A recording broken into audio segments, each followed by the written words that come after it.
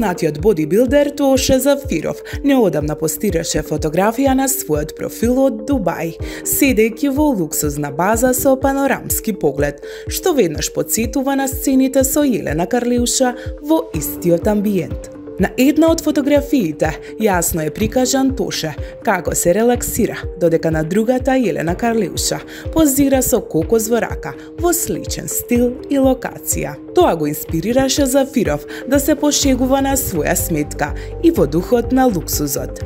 Тие сме, јас и Елена, напиша тој со шеговит тон. Со тоа, тој не само што се поистовети во светот на екстра шик, туку и сугерираше дека имал иста можност да ужива во ваков ексклузивен престој во еден од најлуксузните хотели во Персискиот залив. Елена Карлеуша неодамна беше во Дубај, каде престојуваше во еден од најлуксузните хотели во регионот.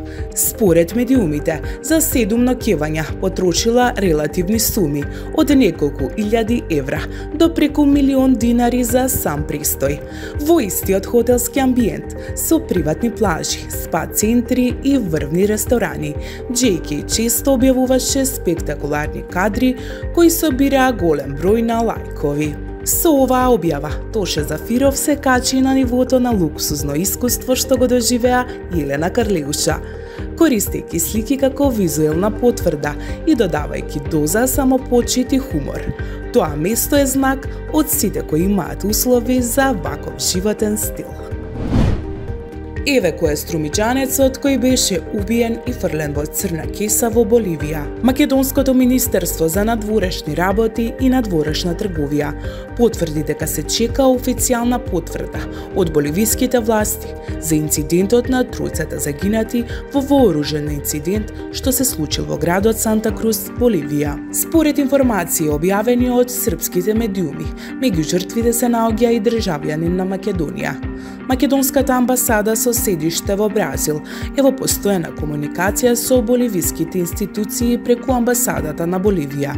Како што соопштија надлежните, се очекува завршувањето на обдукцијата, пошто ќе следуваат официјални информации за идентитетот и причините за трагичниот настан. Според неофицијалните извештаи, жртвите се идентификувани како 43-годишниот Дејанчо Лазаревски од Струмица, познат под прекарот Македонец, 38-годишниот Милјан Гакик од Ниш, како и трето лице со засека непотврден идентитет, за кое предстои сомнение дека користело фалсификувани документи. Телата биле пронајдени во куќа во населбата Петролеро Норте, завиткани во црни пластични кеси.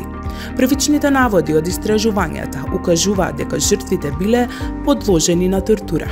Едниот од загинатите бил застрелан во глава, додека другите двајца настрадале од тешки удари со тап предмет, информираше локалниот медиум Ел Дебер.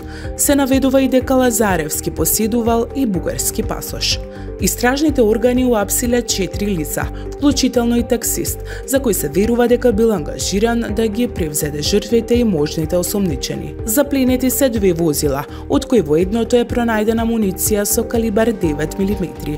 Дополнително се прегледуваат безбедносните снимки од надзорните камери, а куќата каде што биле пронајдени телата е ставена под засилен полициски надзор.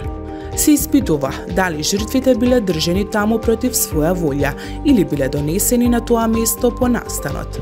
Српски медиуми наведуваат дека трите жртви можеби биле вклучени во пресметка поврзана со локални наркокартели и со така наречениот бразилски картел.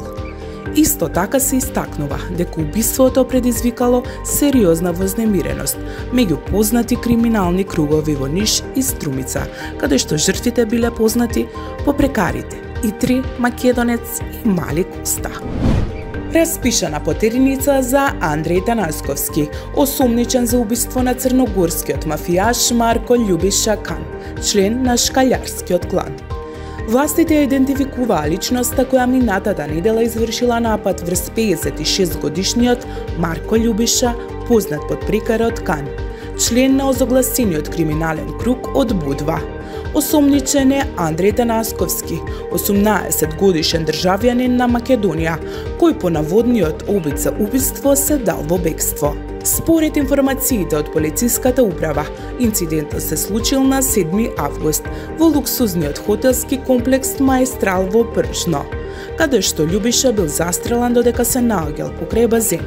Танасковски, кој според полициските извори користел лажна српска лична карта со име ЈГ, се представувал како турист за да го покрие своето вистинско потекло и намера. Надлежните апелираат до граѓаните, ако некој го препознае или ако осомничениот побара сместување, веднаш да го пријават тоа во најблиската полициска станица или на бројот 122, анонимно на 19969.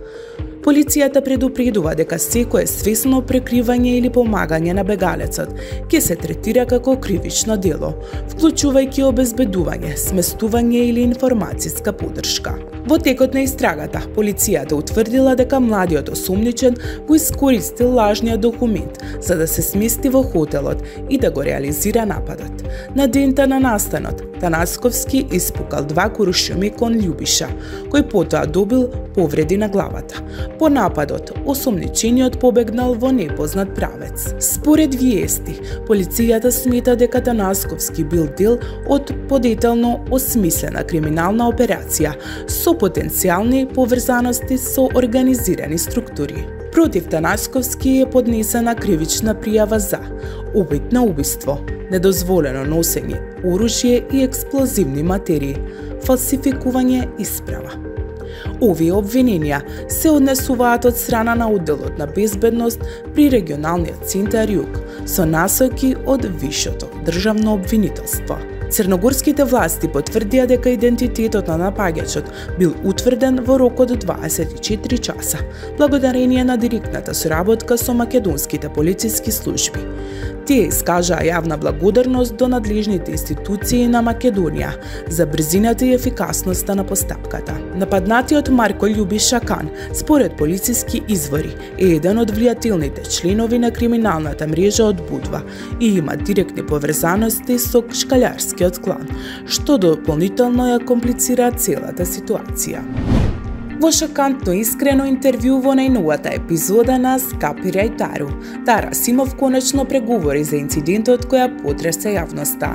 Симов ја отвори душата и ја раскажува својата страна на приказната за немилосредниот напад од страна на возрасен маж, кој се случил за време на нејзиното работно патување во Охрид, организирано од Хајп Македонија. Таа детално објаснува како се одвивал настанот, какви последици оставил врз неа и како оваа траума влијае на нејзиниот живот денес. Освен за инцидентот, таа разборува и за нејзиниот син Николај, најважната личност во нејзиниот живот. Таа емотивно опишува колку и значи времето кое го поминуваат заедно и како мајчинството и дава сила дури во најтешките моменти. Не ја пропуштајте епизодата, погледнете ја целата приказна и слушнете ја вистината, директно од Тара. Ексклузивно само на YouTube каналот на Хајп Македонија.